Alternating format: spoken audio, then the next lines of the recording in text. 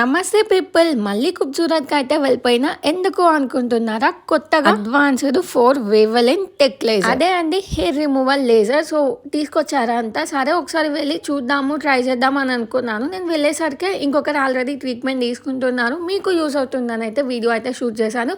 Especially ఇదైతే college girls కి చాలా బాగా యూజ్ అవుతుంది.